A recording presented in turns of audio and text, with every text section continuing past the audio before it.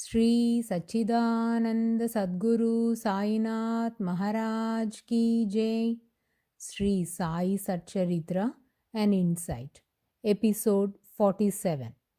My humble prostrations at the lotus feet of our Sadguru Sai. By the divine grace of Sai, an attempt has been made to translate the gist of the divine discourse of Sri Ramanathan brother telecasted in Sai TV.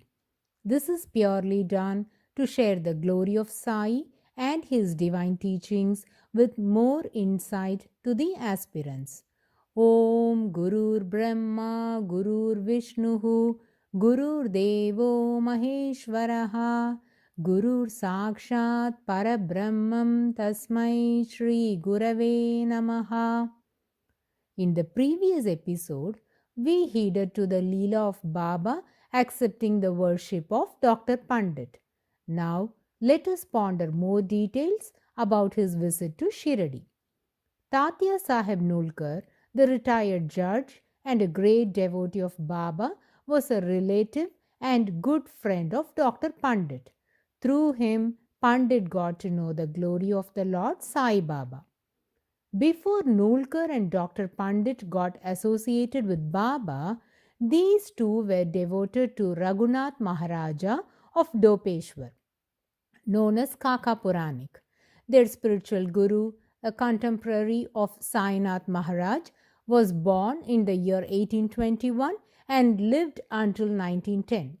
It is believed that many Datta avatars have sent their disciples for Kaka Puranik's darshan. For instance, Akkalkot Maharaj, popularly known as Swami Samartha, appeared in the dream vision of one of his devotees and spoke thus: "While you are going to the post office, you will encounter a divine soul and he is your guru. You need to surrender to him." As instructed, that devotee did go to the post office, and wonder of wonders, with the same features as indicated in the dream, he saw a person. That was none other than the well-known saint Kaka Puranik, who had come to drop a mail in the post box. After posting the letter, as soon as he turned, immediately the devotee accosted him and asked, "Are you Raghunath Maharaj of Dopeshwar?"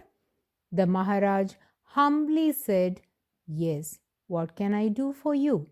The devotee quickly narrated his dream vision to Kaka Puranik and requested, as guided by Akkalkot Maharaj, to accept him as his devotee. Even then, Kaka Puranik conducted himself in a very simple manner. Thus, many saints have instructed their devotees to proceed to Kaka Puranik for their spiritual upliftment. It is very interesting to read the narration of Nulkar, the disciple of Raghunath Maharaj. Let's listen to it now. Once, Tatya Sahib Nulkar's 6-month-old nephew was sick at Jalgaon. None of the medications helped her. The child's condition was very poor. That's when Tatya Sahib Nulkar prayed to his guru Kaka Puranik, and the Maharaj sent his Angara, that is Udi, to be given to the child. And the hopelessly ill child recovered. From then, Tatya Sahib Nulkar completely surrendered to Kaka Puranik. He knew nothing other than worshipping Kaka Puranik. He became an ardent devotee of Raghunath Maharaj, and so did Dr. Pandit. Pandit was in medical profession with a MBBS degree, and Tatya Sahib Nulkar was a lawyer and later became a judge. While Nulkar was residing in Pandharpur, Kaka Puranik gave 4 rupees and said, "Keep this safely." Nulkar kept these rupees in his puja altar and worshipped them as they were a blessing from his guru. Now he got the good fortune to come for Baba's darshan. As mentioned earlier, Baba used to address Nulkar and Ramachandra Atmaram Tarkad as Matarya, means an old man. Devotees, listen carefully. Baba did not consider the age of the persons, but by the term Matarya, he denotes that they are spiritually evolved souls. Nulkar, as a result of accumulation of great merits from past births, left his body in Shiradi, remembering Baba, drinking his Padatirth, attained liberation. How can we declare that Nulkar attained liberation? You can announce that someone is dead after a medical examination, and even a death certificate will be produced by a medical practitioner. But who has the authority to declare that Nulkar has no rebirth? Here you go. The most fortunate Nulkar got the authorization from the divine incarnation. Yes, after Nulkar's demise, Baba pronounced thus: behind the masjid, a big star has collapsed. Tatya was a good man and he would have no further birth, which means Nulkar is liberated. Such a highly elevated soul, Nulkar is giving his interpretations on the 4 rupees given by Kaka Puranik. Kaka Puranik attained Samadhi in 1910, and after the demise of his guru, Nulkar's devotion towards Baba grew in leaps and bounds. Baba's parables are noteworthy. Once, while Baba was surrounded by devotees, he narrated a story known as "He Killed My 4 Brothers." Nulkar was one among the audience and he caught the essence of the story. How did he get the crux of it? That is the superiority of the saints. Though they speak in euphuism and parables, they will make sure that the message is conveyed to the one who has to comprehend it. Nulkar instantaneously connected the 4 rupees with the story "He Killed My 4 Brothers." The number 4 indicates the 4 antakarnas, that is, manas, mind, buddhi, intelligence, chitta, consciousness, and ahankar, ego. All these must be surrendered at the feet of the Guru. And to kill the 4 components, that is, brothers, that leads a devotee astray. Baba addressed them as brothers because these 4 components accompany us as soon as the body takes its birth. This important message was communicated through letter by Nulkar to one of his close friend Nana Sahib Chandorkar, a deputy collector. Nulkar writes, "Do you remember this incident? While we were in Pandharpur during the year 1909, in the month of February, Kaka Puranik had given me 4 rupees, saying, 'Keep them.' Later, when we had gone to Shiradi during Easter, we both were asked to give 4 rupees dakshana by Shirdi Sai Baba.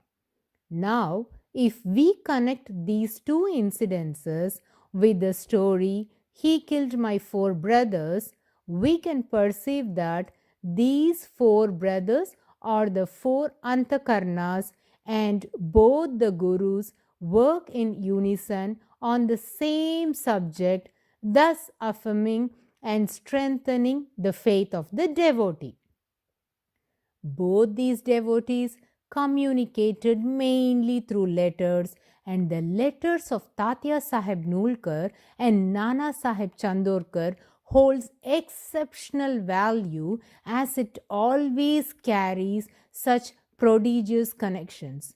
Sai researchers urges that these letters must be published, which will bound into volumes and will undoubtedly be a treasure of spiritual wealth to the Sai devotees.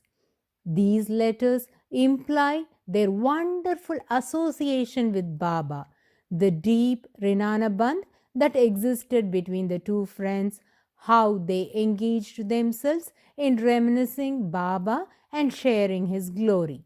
Incredible is their satsang. They always contemplated on their experiences at Sai's Darbar. They reflected on the moral imparted by Sai. They re-evaluated their behavior and evolved into a superior devotee of Baba. If we all urge to advance into a Sai Ankita of that caliber, then it is essential to submit our mind at the holy feet of our Sadguru. When the mind gets still, that will harmonize our speech and actions slowly and steadily and will certainly transform us. Otherwise, doing Parayan of Sri Sai Satcharitra, visiting temples, listening to discourses, or sharing Sai miracles will be of no use unless we contemplate and adhere to what Sai is conveying to us through those stories, miracles, and discourses. Let's now get back to the original thread. Kaka Puranik was a great saint, lived in a place called Dopeshwar in Rajapur Taluk at Ratnagiri district of Maharashtra. He was born and lived there until his Mahasamadhi. This Kaka Puranik of Dopeshwar was the guru of both Nulkar and Dr. Pandit. Dr. Pandit was aware that Nulkar was greatly devoted to Baba and hence he wished to have darshan of Baba. So, this is his first visit to Shiradi. And when he approached Baba, Baba instructed him thus, "You go to Dada." This Dada is Dada Bhatt, otherwise known as Dada Kelkar, father-in-law of Harivinayak Sate. Dada Kelkar was staying in one of the Vadas in Shiradi and he was getting ready to go to Baba with all the puja articles to worship him. Our all-pervasive Baba knew what was to happen next and was just connecting the dots to complete the miracle. So, when Dr. Pandit went to meet Dada Bhatt Kelkar, he said he is going for Baba's worship and asked if the farmer would like to accompany him. Dr. Pandit thought he is getting another opportunity to have Baba's darshan. So, he agreed to go along with Dada Kelkar. They both entered Dwarakamai and Dada Bhatt started his regular puja. As soon as he finished it, no sooner Dr. Pandit got up from his seat with full enthusiasm as though it was his chance to do. He took the puja plate from Dada Bhatt, mixed the sandal paste, held Baba's head with one hand and anointed the paste on Baba's forehead with 3 horizontal lines. Seeing his daring, Dada's heart began to beat hard because until then none dared to do such an act. Even the most ardent devotee of Baba, Bharat Mahal Sapati, used to apply sandal paste only to the throat of Baba. Nobody had touched Baba's forehead until then.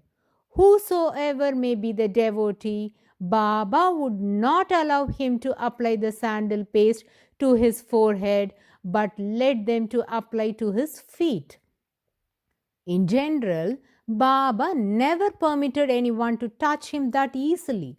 Whereas now Dr. Pandit held Baba's head and smeared the sandal paste on his forehead. Dada Bhatt was certain that Baba would get furious. In fact, that was just an apparent reaction of Baba to the action of his devotees, though he always remained calm and was softer than a wax inside. Surprisingly, Baba didn't react as expected. Instead, seemed to have enjoyed the worship of Dr. Pandit. But Dada Bhatt Kelkar was debating within.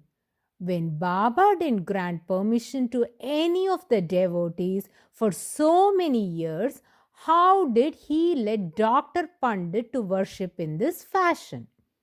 Obviously, he can't ask Baba in the presence of Pandit, so he waited for a good opportune and posed this question to Baba.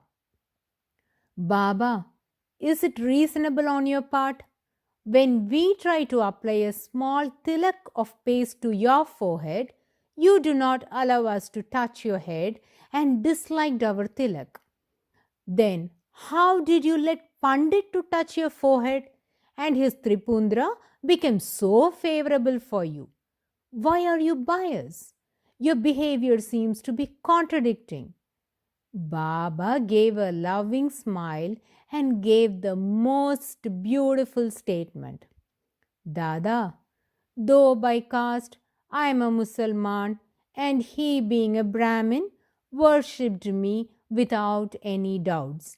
He never had the thought that he is a great pious Brahmin, whereas I am an unholy Yavan, so how could I be worshipped? Instead, this simple hearted and devoted Pandit ensnared me with his loving devotion. I had no alternative. There was no need to raise any objection to his approach. His devotion astounded me. Baba acknowledged and bowed to the Guru Bhakti of Dr. Pandit is the inference we can draw from this wonderful Leela.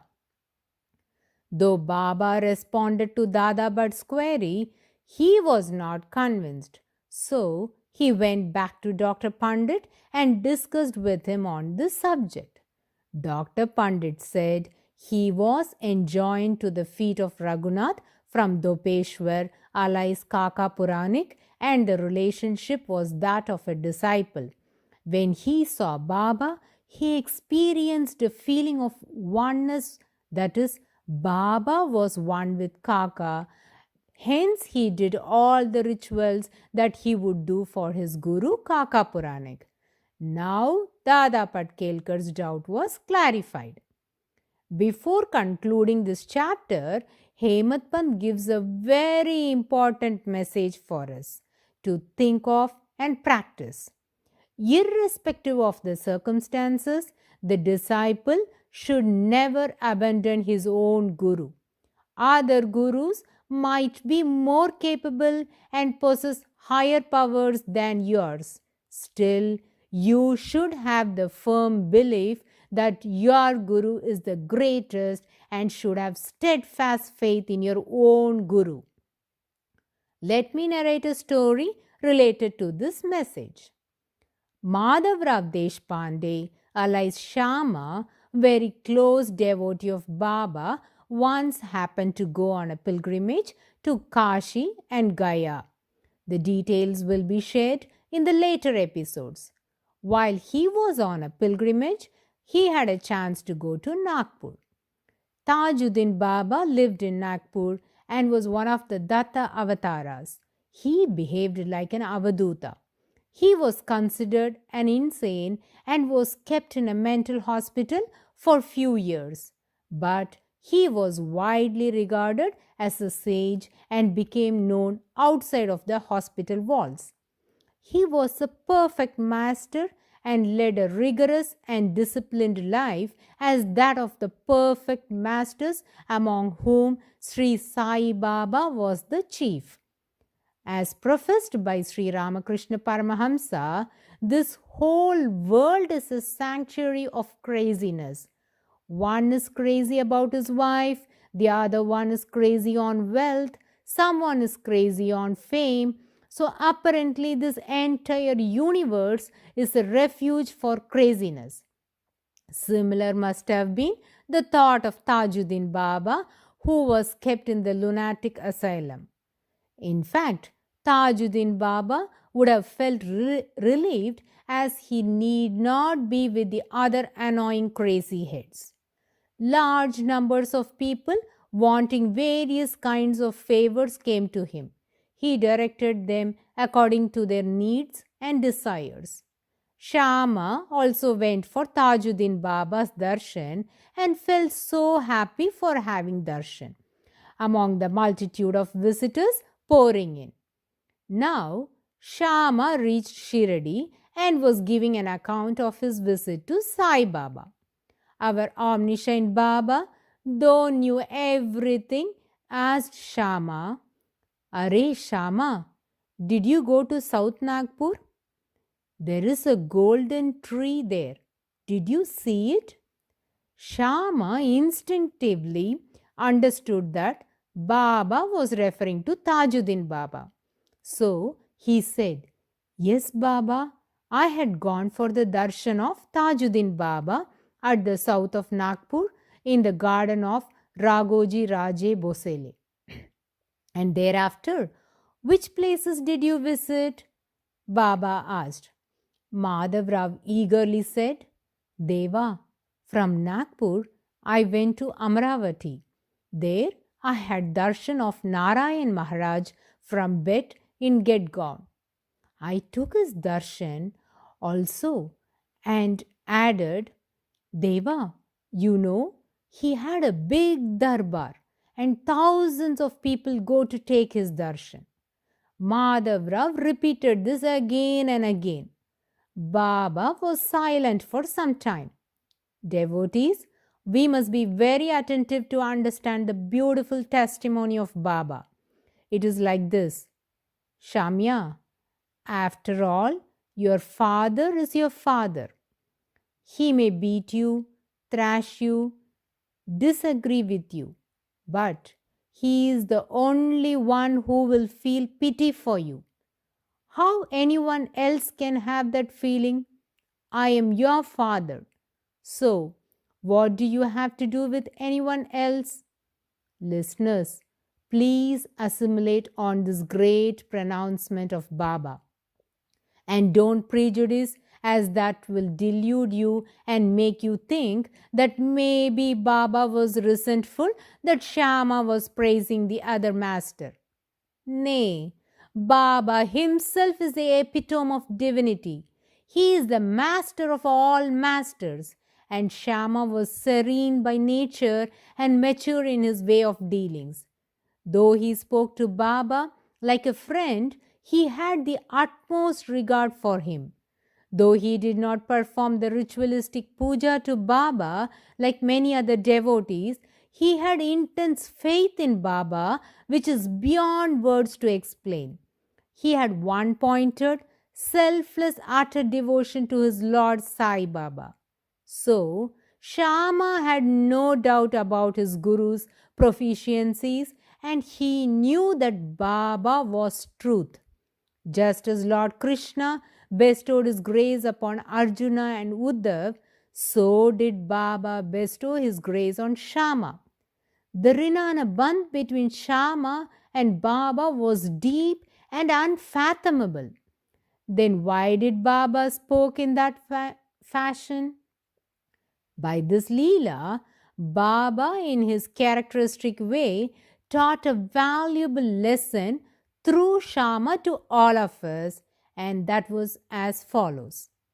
Do not look down or talk ill of others, especially a Satpurush, for the ill effects of it will be seen on the future generations.